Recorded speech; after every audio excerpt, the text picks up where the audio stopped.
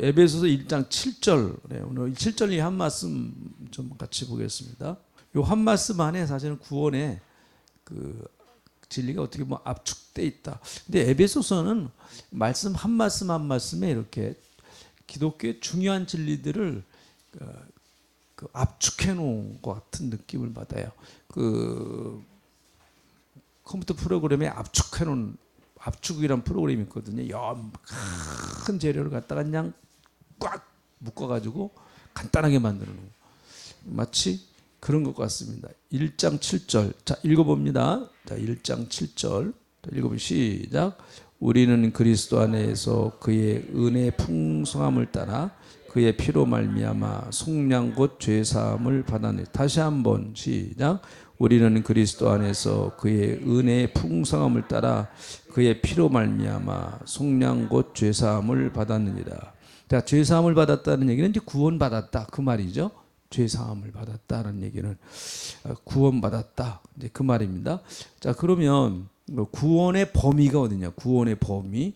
구원의 범위는 그리스도 안에 있는 겁니다. 그리스도 안에 있을 때 구원받는 거예요.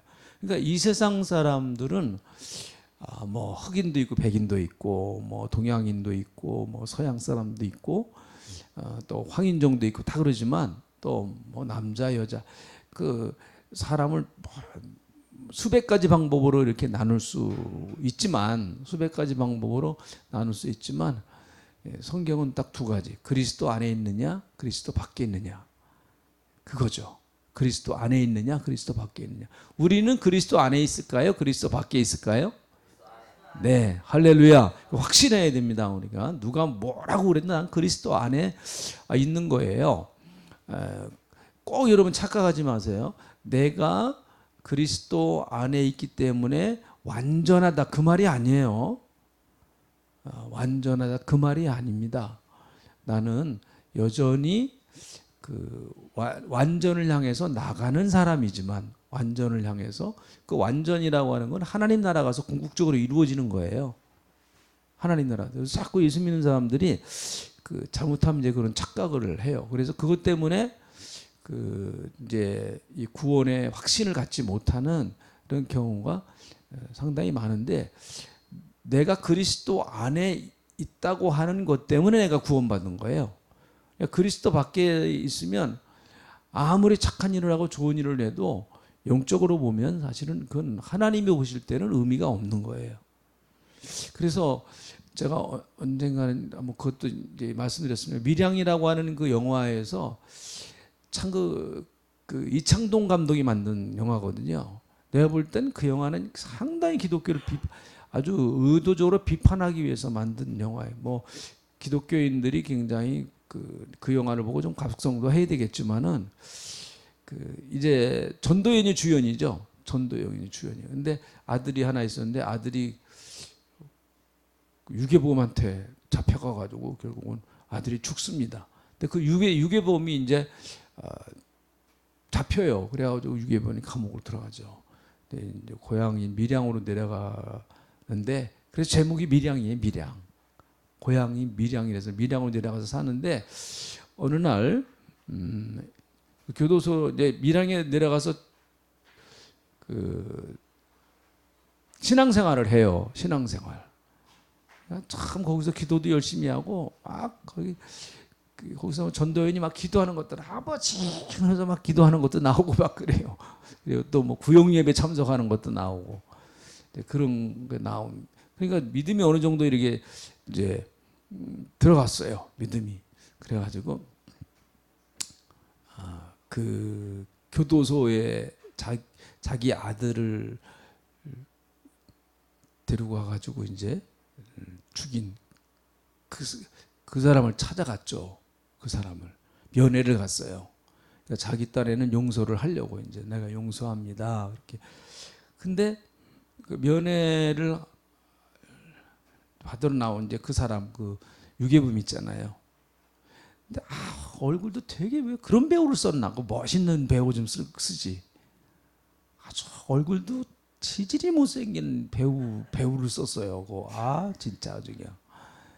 그거 좀 우리 김호흡 집사 같이 그렇게 멋있는 배우를 쓰면 거기에 어울리지는 않을 거예요. 그러면 하여튼 좀 이상하게 꼭 뭔가 좀 이렇게 정신이 약간 좀 모자라는 것 같은 그런 뭐 하여튼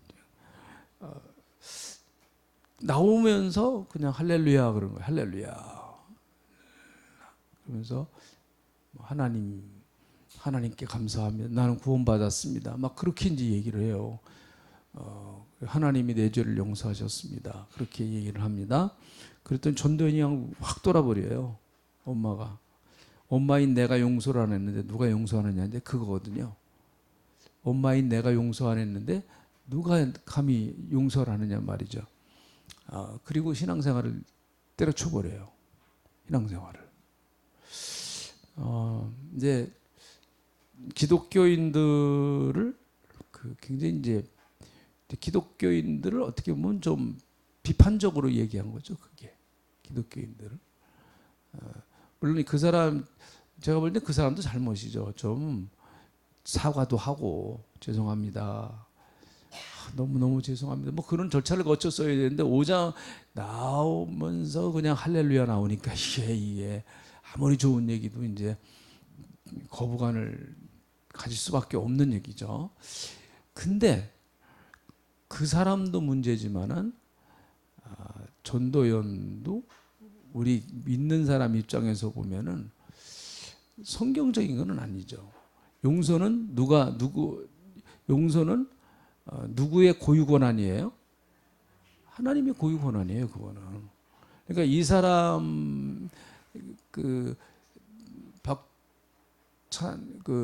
김창동 감독이죠. 김창동 작가인데 그 사람이 문화부 장관까지 했잖아요. 노무현 대통령 시절에 굉장히 그 사람이 좌파성이 강한 배우 감독이에요. 근데 그 사람이 볼 때는 이제 뭐 불신자 믿지 않은 사람이니까 용서는 당연히 전도연 편의 목이에요. 용서는 당연히. 그러나 성경적으로 보면 용서는 하나님의 목입니다. 설령 전도연이 용서를 안 했어도 하나님이 용서하셨으면 그 사람은 용서받은 거죠. 그 사람의 처신은 잘못된 거예요. 그 사람의 처신은 우리가 잘못됐다고 하고 그 사람의 처신이 잘못됐다고 하는 건 우리 인정을 하는데 이 사람이 용서를 안 했으니까 이 사람 용서받지 못한다. 그것은 성경적인 건 아니죠. 그러니까 우리 예수 믿는 사람들이 참 복음의 능력이라고 하는 게 그래서 어떻게 보면 일반적인 일반적인 윤리성을 가지고는 복음의 구원의 역사가 설명이 안 됩니다. 이게 설명이 될 수가 없어요. 어떻게 예수 안에 있다고 무조건 구원받느냐라는 거죠.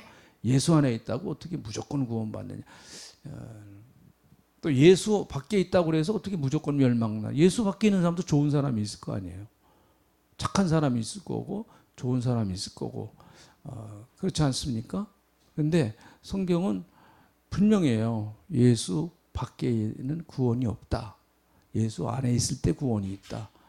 하나님이 정해놓으신 법칙이기 때문에 내가 이 일을 아무리 제기해도 그 기준은 변하지 않습니다. 절대적으로 변하지 않아요. 누가 뭐래도 하나님은 그 법칙을 딱 정해놓기 때문에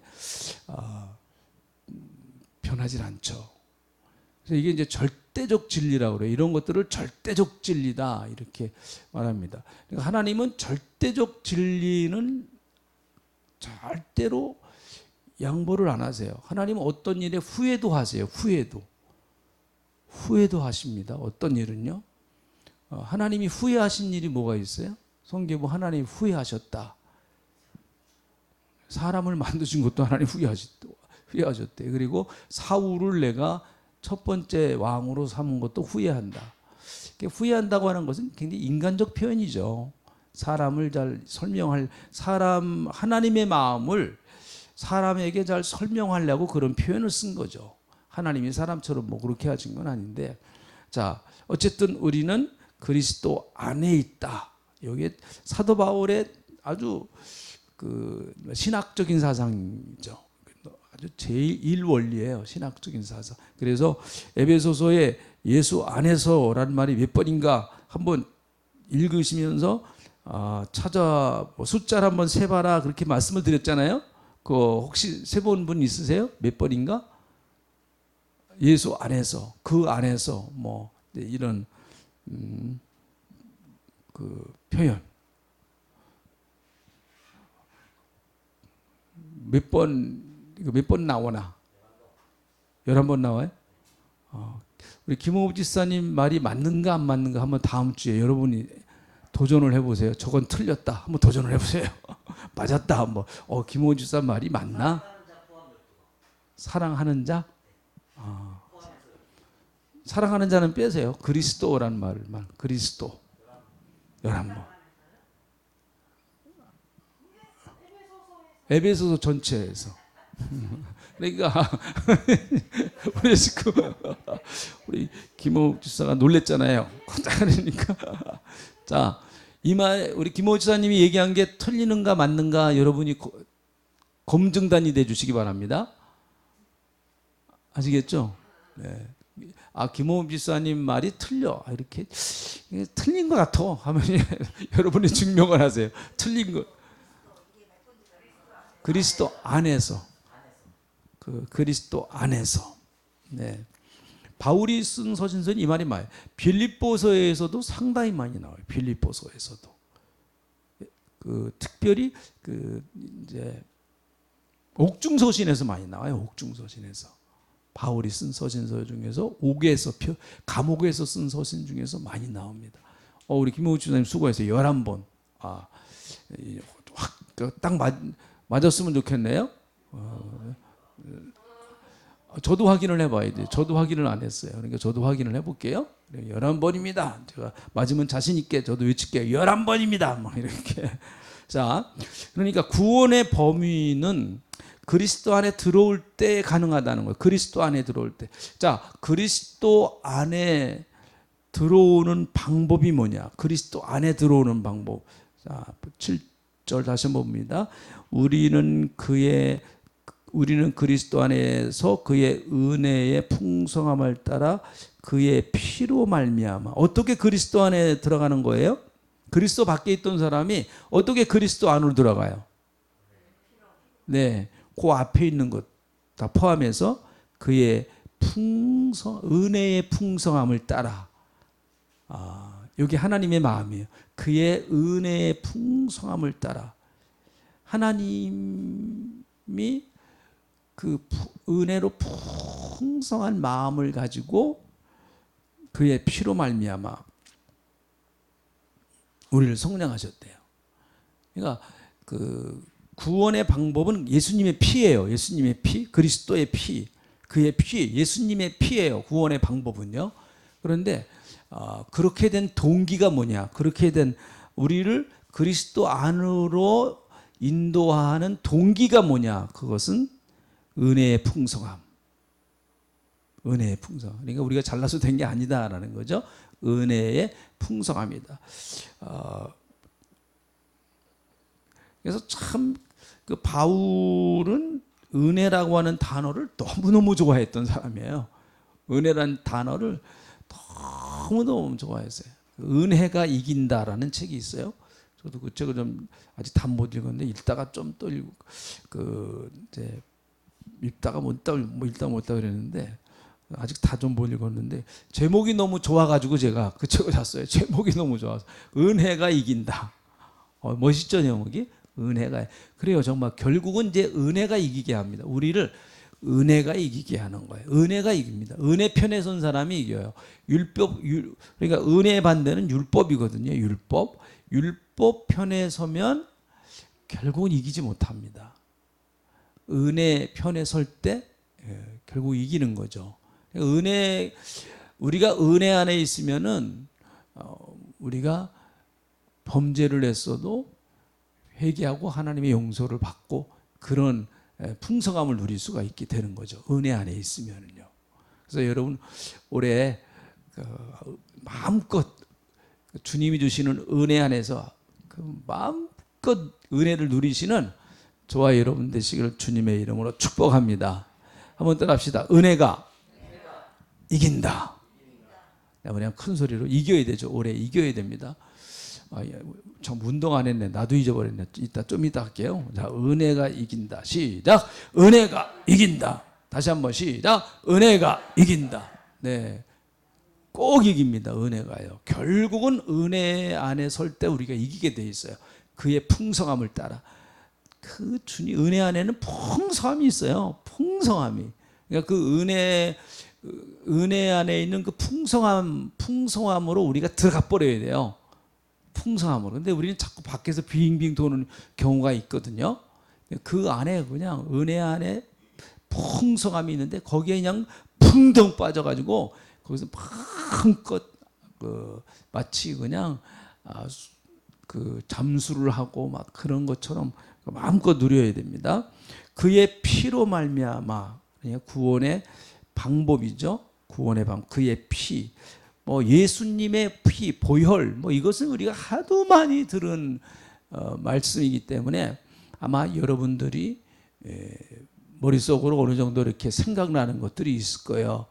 예수님의 피. 예수님의 피. 이거는 성경의 가장 중요한 아주 심장부죠. 심장부. 예수님의 피. 심장부죠. 심장. 성경에서 예수님의 피를 빼버리면 성경은 있는 게 윤리적인 책이 돼요. 윤리 교과서 정도로 이제 전락할 수밖에 없습니다. 예수님의 피로 우리가 구원받습니다. 할렐루야. 그래서 예수님의 피로 구원받는다고 하는 이야기가 성경에 너무너무 많이 나와요. 예수의 피는 성경의 가장 중요한 주제입니다.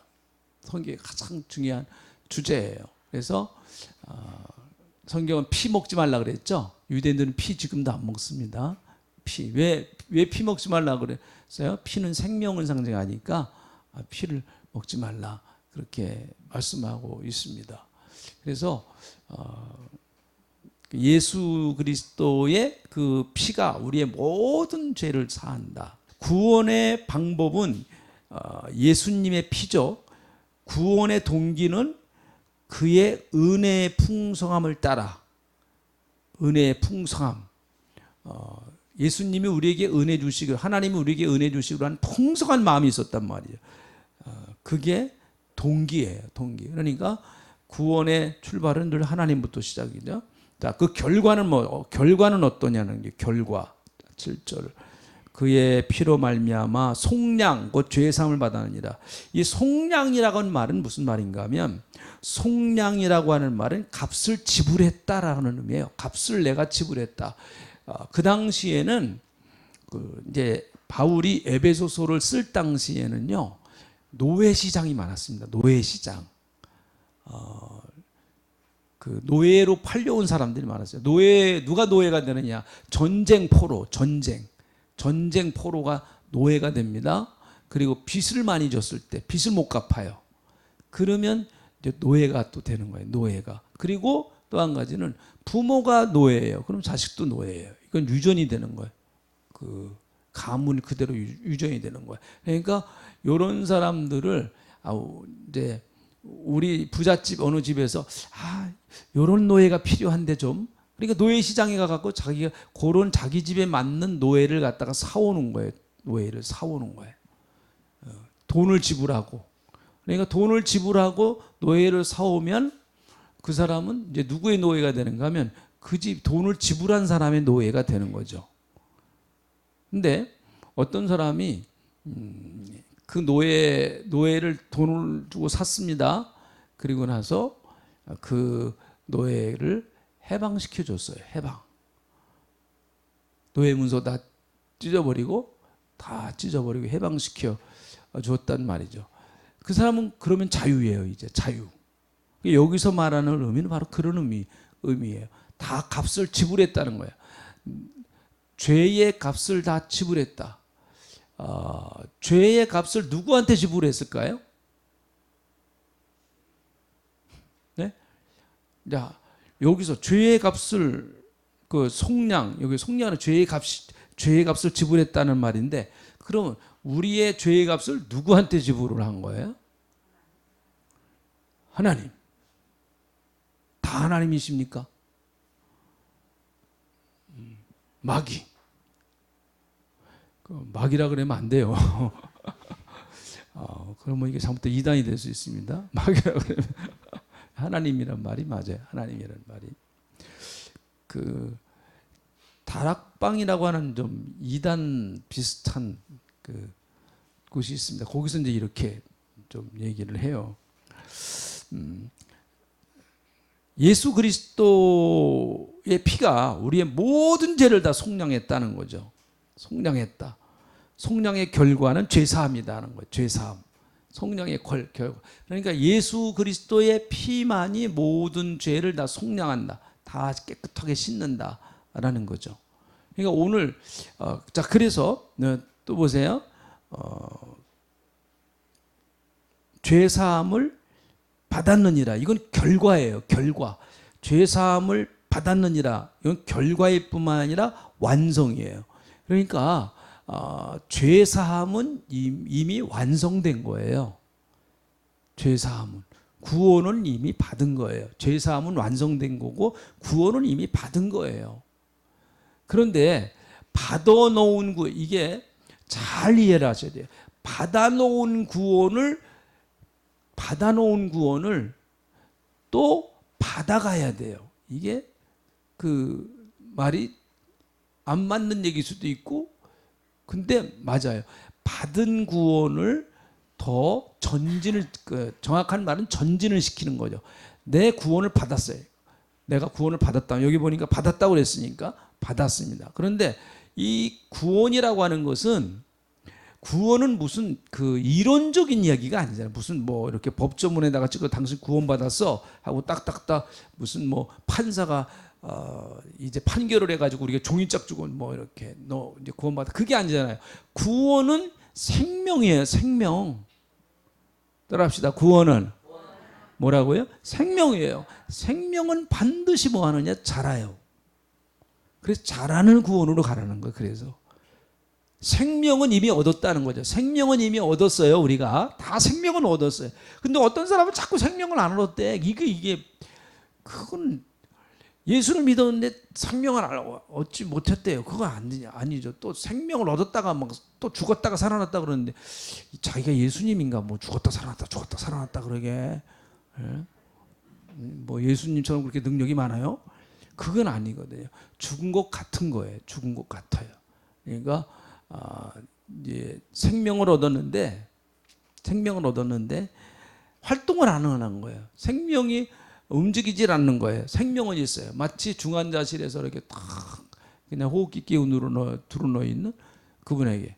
근데 어느 날 간호사가 와가지고, 의사도 아니야, 간호사가 와가지고, 이까지 생명 뭐 안녕히 가십시오 하고 그냥 호흡기 딱 떼어버리세요. 자기 마음대로 띄었어요. 그러면 어떻게 될까요? 그 간호사님은 어떻게 될까요? 그 살인한 거예요. 살인한 거예요. 살인해서 걸려 들어가요, 그거. 그러니까 아무리 우리가 볼 때는 저 생명이 무슨 필요가 있나? 저게 뭐 죽는 거 뭐 차라리 죽는 게 낫지. 말은 그렇게 해도 돼요. 근데 그래? 차라리 죽는 게 나? 그럼 죽어라 하면서 이렇게 뛰어버리면은 그건 살인자죠. 그 생명도 귀한 생명이에요. 그 생명도 귀한 생명이란 말이에요. 그러니까 우리가 구원받은 것을 그래서 함부로 편하면 절대로 안 돼. 하나님이 주신 생명이거든요. 하나님이 주신 생명이라서 생명이 왔단 말이죠. 생명이 그리스도의 피로 말미암아 생명이 왔는데, 그 생명은 이제 자라는, 생명의 속성은 반드시 자랍니다. 그리고 생명의 속성은 반드시 움직이게 돼 있어요.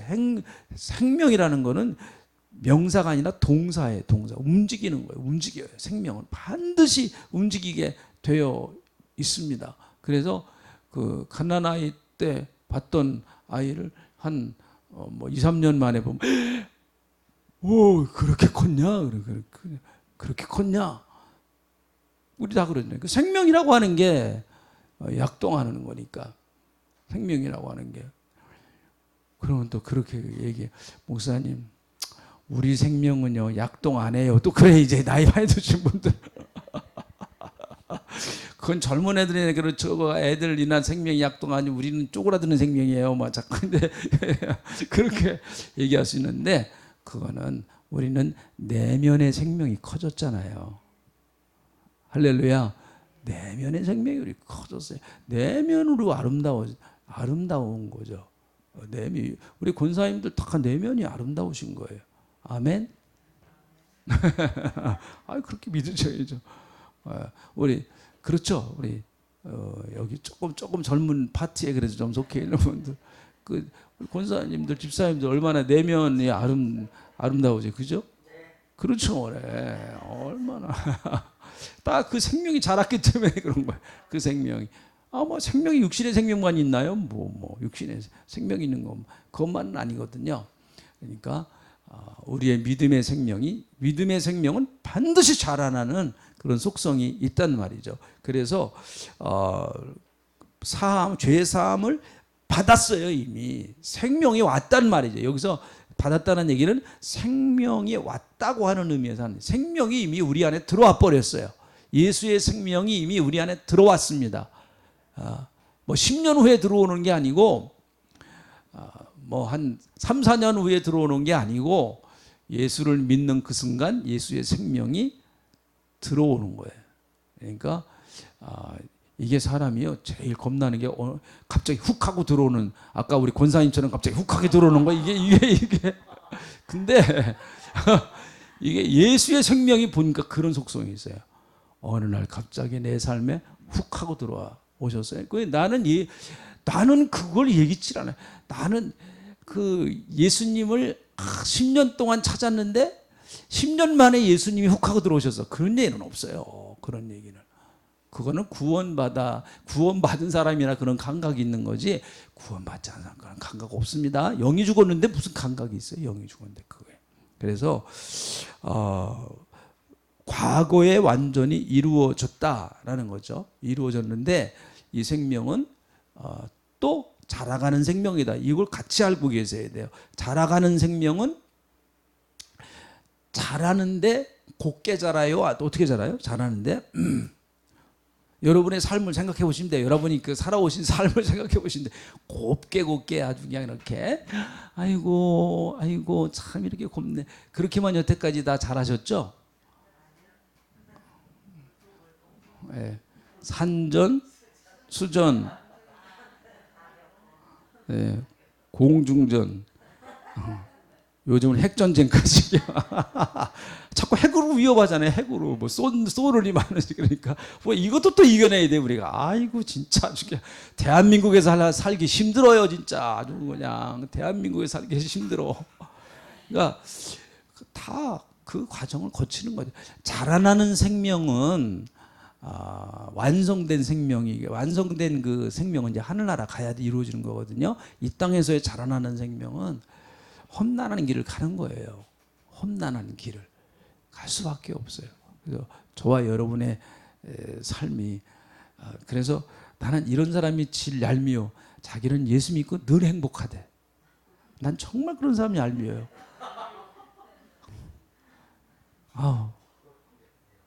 가서 한번 꼬집어주고 싶어요. 그렇게 얘기하면은 내가 이해를 하겠어요. 어려움도 있고 힘든 것도 있고 그렇지만은 나는 예수님 때문에 행복하게 살려고 애를 쓰고 있습니다. 그랬더니 행복이 찾아옵니다. 이렇게 하면은 나는 이해를 해요. 그런데 자기는 예수 안에서 늘 행복하대. 그냥 아주 그냥.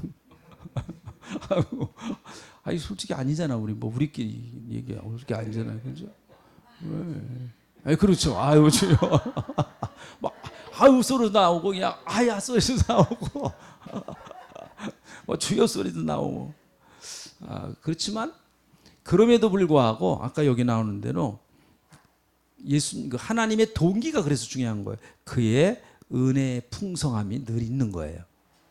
우리는 여전히 부족하지만, 그래서 내 부족함만 보면 안 됩니다, 절대로. 내 부족함만 보고 내 구원의 잣대를 막 내 스스로가 구원의 잣대를 변경시키면 안 돼. 내 모습을 보고. 우리의 모습을 보고 우리의 구원의 잣대를 갖다 왔다 갔다 하면은 맨날 바뀌어야 돼요. 구원의 그 법칙이 맨날 바뀌어야 됩니다. 우리는 말씀을 믿어야죠. 할렐루야. 그런 은혜가 넘치시길 축원합니다. 하나님 고맙습니다. 우리를 구원하시되 예수 그리스도의 그 피로 말미암아 새 언약으로 우리를 구원해 주셨사오니 새 언약은 단번에, 과거의 옛 언약은 날마다 해야 하지만 새 언약의 그리스도의 피는 단번에 우리를 하나님께 드렸다고 말씀하셨사오니 이제 우리는 예수의 피로 하나님 앞에 나갈 수 있는 당당한 자격을 얻은 줄로 믿습니다. 감사합니다. 은혜의 보좌 앞으로 담대히 나가라고 말씀하셨사오니 올해도 힘들고 어려울 때 은혜의 보좌 앞 하나님 앞으로 나가 우리의 삶을 드리고 그리고 또 하나님의 도우심을 청하며 승리해 나가는 믿음의 용사들이 되게 하나님 역사하시며 도와주시기를 원합니다. 감사합니다. 올 한 해도 하나님 이제 주님 은혜 안에 시작했습니다. 하나님 은혜로 저희들을 이끌어 주시고 성령으로 저희 교회를 이끌어 주시는 역사가 있게 하여 주시옵소서. 감사를 드립니다. 지금은 우리 구주 예수 그리스도의 은혜와 아버지 하나님의 넓고 크고 만극하신 사랑하심과 성령님의 감동 감안의 주 역사 풍성하신 은혜가 오늘 말씀을 통해서 무장하고 은혜 받은 주님의 백성들 위에 귀한 교회와 이 나라 이 민족 위에 가정 위에 가채하옵시기를 간절히 축원하옵나이다. 아멘.